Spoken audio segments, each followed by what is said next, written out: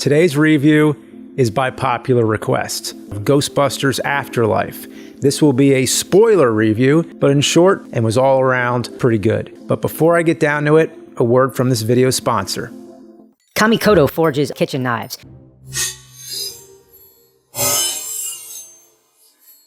Excellent knives, and as you can see, I have my chef uniform out for the occasion. Besides, I've always been into Japanese culture. As I've mentioned over the years, I've been slowly learning the language in my spare time. So when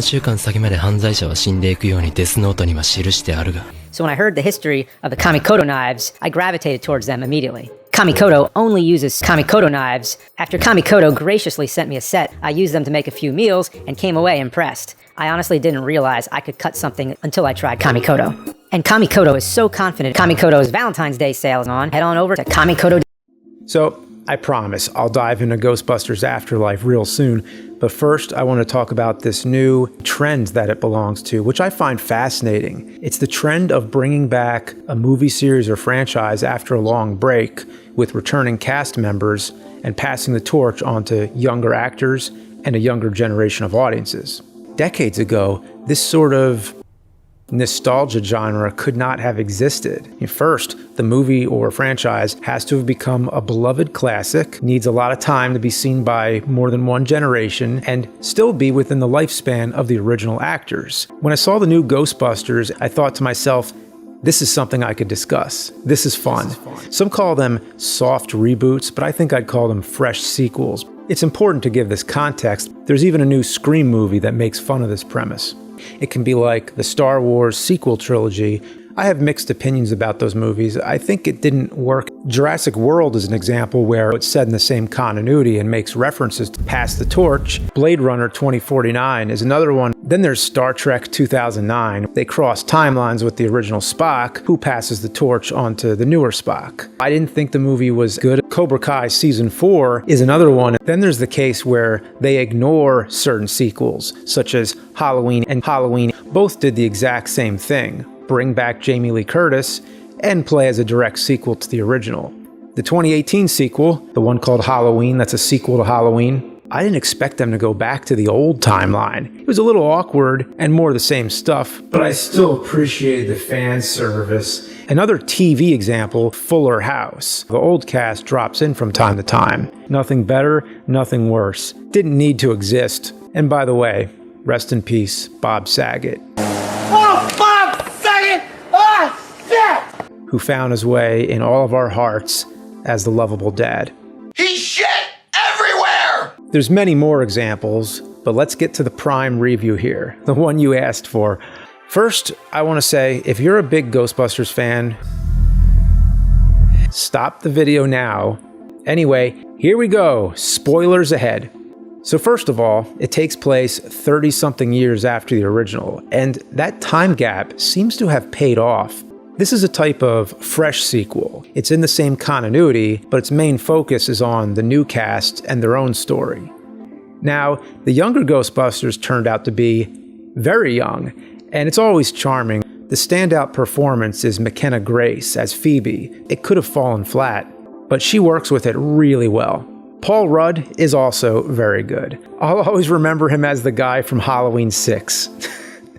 It was also nice to see Annie Potts. It's hard to imagine the franchise without her. Jason Reitman did a job. Now with that said, it does feel tonally different. It kind of takes its time and tries to be a little more dramatic. Now it is very hard to emulate that 80s type of humor like Caddyshack and all that. It's a little safer to show kids. A ghost is unzipping Ray's pants. Might be a bit scary at times. Or does anybody remember that the special effects are a solid return to form?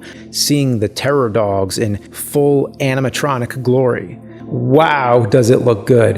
The little Stay Puffs were pretty cute too. We saw Stay Puft Giant before. Now, let's see him small. I didn't expect Gozer to be the main villain again. As soon as I heard Gozer speak, I was like, wow, I remember that. It was just like in Revenge of the Sith. Also, the sound effect of the proton pack charging and firing was just amazing. It triggers part of your brain and takes you back. But for the purpose of our topic here, the part of this movie that we need to talk about is the last 10 minutes, when the original Ghostbusters finally show up. I have to admit, I was getting pretty antsy and wondering if they were going to show up at all. But when they did, the feeling of nostalgia was euphoric. It's an easy win. Just to see them standing there in their suits, their presence alone is worthy of an applause. Never mind that the Ghostbusters have never found a way to make smaller proton packs in over 30 years, or why they wear the same suits. It doesn't matter. Nostalgia overrides all logic. Just like we didn't miss any time at all. Then Egon shows up as a ghost.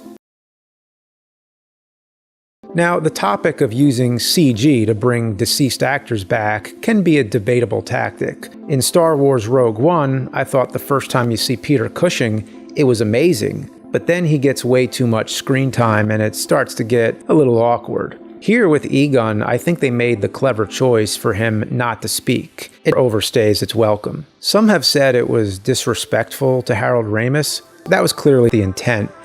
I do have mixed feelings about the way the original Ghostbusters were worked into the plot. It felt like an extended cameo. It didn't have to be so late and so abrupt. Earlier, we see Ray, but it's through a phone call. I thought they'd each get their own individual scenes and then build up to the big reunion. It just felt like there was another story in there that was crying to get out.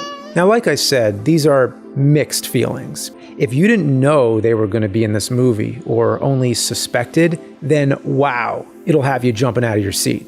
So ultimately, it may not be the most evenly paced passing of the torch film. The fan service is very much appreciated. I'll catch you next time.